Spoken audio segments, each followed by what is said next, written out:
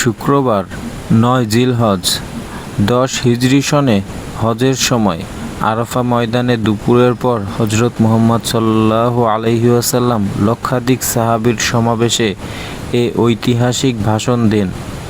হামদ ও সানার পর তিনি বলেন, হে মানুষ, তোমরা আমার কথা শোনো। এরপর এই স্থানে তোমাদের সাথে আর একত্রিত হতে পারবো কিনা জানি না। হে মানুষ, আল্লাহ বলেন, হে মানবজাতি, তোমাদেরকে আমি এক পুরুষ ও এক নারী থেকে সৃষ্টি করেছি এবং তোমাদের সমাজ ও গোত্রে ভাগ করে দিয়েছি যেন তোমরা পরস্পরের পরিচয় জানতে পারো। অতএব শুনে রাখো, মানুষে মানুষে কোনো ভেদাভেদ নেই। আরবের উপর কোনো অনারবের অথবা অনারবের উপর কোনো আরবের শ্রেষ্ঠত্ব নেই। তেমনি সাদার উপর কালো বা কালোর উপর সাদার কোনো শ্রেষ্ঠত্ব নেই। তোমাদের মধ্যে সেই ব্যক্তি আল্লাহর কাছে সবচেয়ে বেশি সম্মান ও মর্যাদার অধিকারী যে আল্লাহকে ভালোবাসে।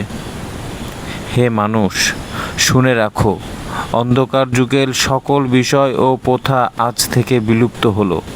জাহেলি যুগের রক্তের দাবি ও রহিত করা হলো। হে মানুষ, শুনে রাখো, অপরাধের দায়িত্ব কেবল অপরাধীর উপর বর্তায়। পিতা তার পুত্রের জন্যে আর পুত্র তার পিতার অপরাধের জন্য দায়ী নয়। হে মানুষ, তোমাদের রক্ত, তোমাদের সম্মান, তোমাদের সম্পদ পরস্পরের জন্য চিরস্থায়ীভাবে হারাম, অর্থাৎ পবিত্র ও নিরাপদ করা হলো। যেমন আজকের এই মাস, এই শহর সকলের জন্য পবিত্র ও নিরাপদ। হে মানুষ, তোমরা ঈর্ষা ও হিংসা বিদ্বেষ থেকে দূরে থাকবে। ঈর্ষা ও হিংসা মানুষের সকল সদ্গুণকে ধ্বংস করে। হে মানুষ, নারীদের সম্পর্কে আমি তোমাদের সতর্ক করে দিচ্ছি, তাদের সাথে নিষ্ঠুর আচরণ করো না। তাদের উপর যেমন তোমাদের অধিকার রয়েছে তেমনি তোমাদের উপর তাদের অধিকার রয়েছে, সুতরাং তাদের কল্যাণের দিকে সবসময় খেয়াল রেখো। হে মানুষ, অধীনস্থদের সম্পর্কে সতর্ক হও।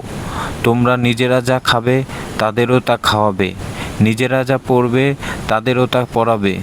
শ্রমিকের শরীরের ঘাম শুকানোর আগেই তার মজুরি পরিশোধ করবে।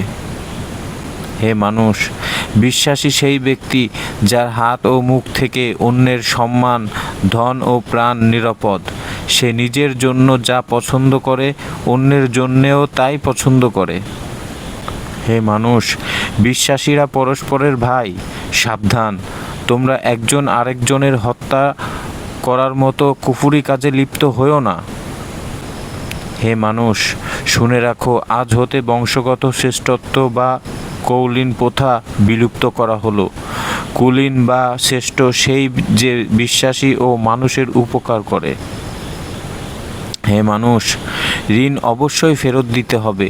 বিশ্বস্ততার সাথে প্রত্যেকের আমানত রক্ষা করতে হবে। কারো সম্পত্তি সে যদি স্বেচ্ছায় না দেয় তবে তা অপর কারোর জন্য হালাল নয়।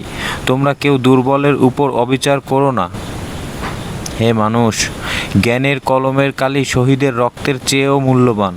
জ্ঞান অর্জন প্রত্যেক নরনারীর জন্য ফরজ, কারণ জ্ঞান মানুষকে সঠিক পথ দেখায়। জ্ঞান অর্জনের জন্য প্রয়োজনে তোমরা চীনেও যাও। হে মানুষ, তোমরা তোমাদের প্রভুর ইবাদত করবে, নামাজ কায়েম করবে, জাকাত আদায় করবে, রোজা রাখবে, হজ করবে আর সংঘবদ্ধভাবে নেতাকে অনুসরণ করবে, তাহলে তোমরা জান্নাতে দাখিল হতে পারবে। হে মানুষ, শুনে রাখো, একজন কুশ্রী কদাকার ব্যক্তিও যদি তোমাদের নেতা মনোনীত হয়, যতদিন পর্যন্ত সে আল্লাহর কিতাব অনুসারে তোমাদের পরিচালিত করবে ততদিন পর্যন্ত তার আনুগত্য করা তোমাদের অবশ্যই কর্তব্য। হে মানুষ, শুনে রাখো, আমার পর আর কোনো নবী নেই। হে মানুষ, আমি তোমাদের কাছে দুটি আলোকবর্তিকা রেখে যাচ্ছি। যতদিন এ দুটো অনুসরণ করবে ততদিন তোমরা সত্য পথে থাকবে। এর একটি হলো আল্লাহর কিতাব, দ্বিতীয়টি হলো আমার জীবন দৃষ্টান্ত।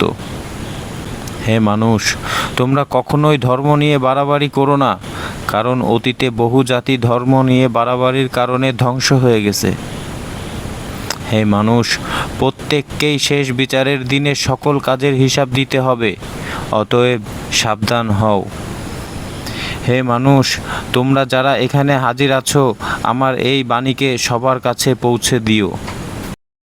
এরপর তিনি জনতার উদ্দেশ্যে জিজ্ঞেস করলেন, হে মানুষ, আমি কি তোমাদের কাছে আল্লাহর বাণী পৌঁছে দিয়েছি? সকলের স্বরে জবাব দিল, হ্যাঁ। এরপর নবীজি সাল্লাল্লাহু আলাইহি ওয়াসাল্লাম বললেন, হ্যাঁ, হে আল্লাহ, তুমি সাক্ষী থাকো, আমি আমার সকল দায়িত্ব পালন করেছি। আমিন।